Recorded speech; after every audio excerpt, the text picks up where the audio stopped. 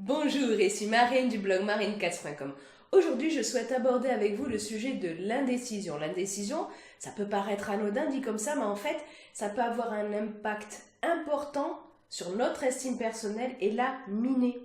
Pourquoi? Parce que l'indécision, ça implique de ne pas décider, d'hésiter, d'être perplexe face à une situation. Alors bien sûr, c'est ok de douter, c'est ok de ne pas tout savoir sur tout. Le doute, ça permet de pouvoir se remettre en question, de ne pas rester enfermé dans nos croyances limitantes. Et je vous renvoie à ce sujet, à une vidéo que j'ai fait là-dessus. Mais en même temps, l'indécision, ça peut être très sournois.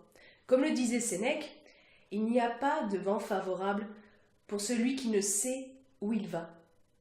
Et vous dites peut-être que si on est indécis, il vaut mieux ne pas bouger, ne pas rester comme ça et pas aller vers un sens ou un autre.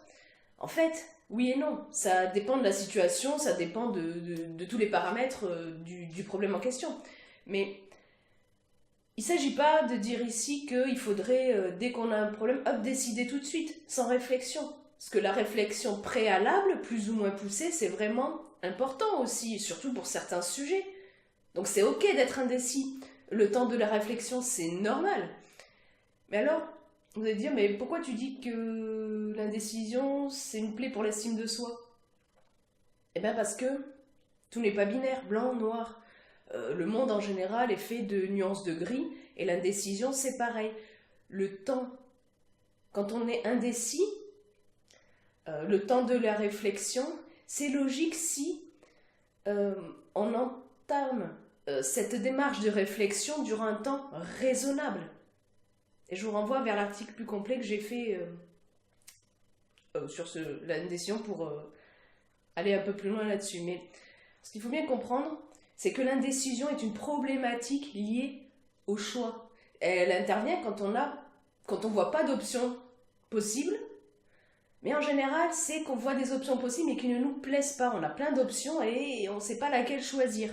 Et parfois, on peut avoir l'impression d'avoir à faire un choix cornélien, c'est-à-dire un choix, on doit prendre une décision avec des options qui sont plus ou moins valables. Mais le problème, c'est que quand on a souvent l'impression d'avoir justement à faire un choix cornélien, et c'est d'autant plus un challenge énorme si on a une faible estime de nous-mêmes. Pourquoi? Parce que quand on a une faible estime de nous-mêmes, on a peur de se tromper, on a peur, une peur viscérale de faire le mauvais choix. Et l'indécision nous plonge dans l'illusion que si on ne choisit pas, alors on ne se trompe pas.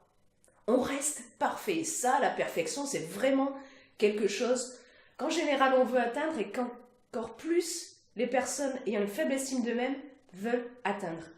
L'indécision, en fait, c'est une forme de procrastination. Je vous renvoie vers un article que j'ai fait, enfin une vidéo et article d'ailleurs, oui, que j'ai fait à ce sujet, au sujet de la procrastination.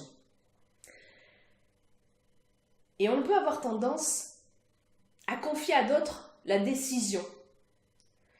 C'est-à-dire qu'il y a des personnes qui sont touchées par l'indécision chronique et qui attendent que d'autres prennent les décisions à leur place. Comme ça, ils se disent c'est tout bénef. C'est-à-dire que si l'autre leur a dit ok, tu vas faire ça, bon, vous le faites, et hop, ça se passe bien. Vous dites, ah, mais dis donc, j'ai bien fait de demander à cette personne-là, voilà, je suis content de moi, machin, hop, l'ego il monte là, comme ça, le gros ego.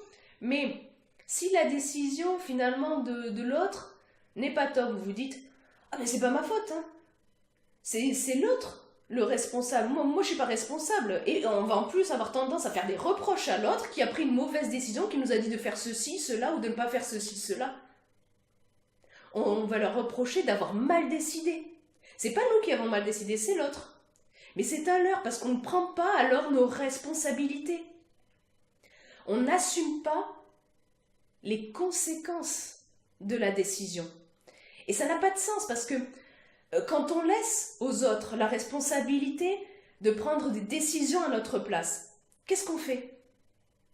Oui, je vous pose la question, qu'est-ce qu'on fait à ce moment-là? Eh bien, on fait un choix. Le choix de demander aux autres de prendre les décisions à notre place. Le choix de ne pas prendre de décision pour nous-mêmes. Et en fait, vous vous rendez compte que l'indécision, en fait, est une décision en elle-même. L'indécision est un choix. C'est là tout le paradoxe. On croit que lorsqu'on est dans l'indécision, on ne prend pas de risque, mais c'est un leurre. Parce que quand on risque, en fait, c'est de ne pas agir, de stagner, de voir la situation empirer. Quand on est dans l'indécision, on peut aussi donner aux autres, quand on attend que les autres prennent la décision à notre place, donner aux autres l'autorité sur nous-mêmes. On leur donne du pouvoir sur notre vie. C'est-à-dire qu'on donne les rênes de notre vie à d'autres.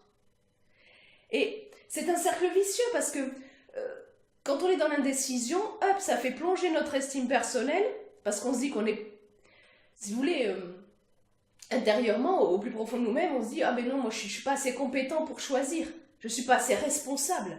Forcément, ça mine l'estime personnelle, que vous vous en rendiez compte ou non. Et comme l'estime personnelle, hop, elle plonge, et bien hop, on a encore tendance à être encore plus indécis, et hop, c'est un cercle vicieux, vous voyez. Et donc, il faut bien comprendre que l'indécision est le choix de ne pas faire de choix. Et ça empoisonne vraiment l'estime personnelle qui est super importante pour le bien-être. Je vous renvoie vers les vidéos que j'ai fait au sujet de l'estime personnelle, justement. Alors vous allez me dire, mais ok, moi je suis touchée par l'indécision, comment je fais? Comment je peux faire pour me sortir de ça? Et pour faire remonter mon estime? Eh bien, je vous donne à ce sujet des pistes. Dans l'article lié à cette vidéo, je vous mets le lien ici. Si vous pensez, vous aussi, que l'indécision peut vraiment être une plaie pour l'estime de soi, cliquez sur le pouce en l'air présent en bas de la vidéo. Vous trouverez aussi un petit bouton rouge pour vous abonner à la chaîne YouTube, comme ça vous recevez automatiquement une notification dès que je publie une nouvelle vidéo. Si le sujet de l'estime de soi vous intéresse et si vous souhaitez faire partie de mes contacts, je vous mets également ici un lien.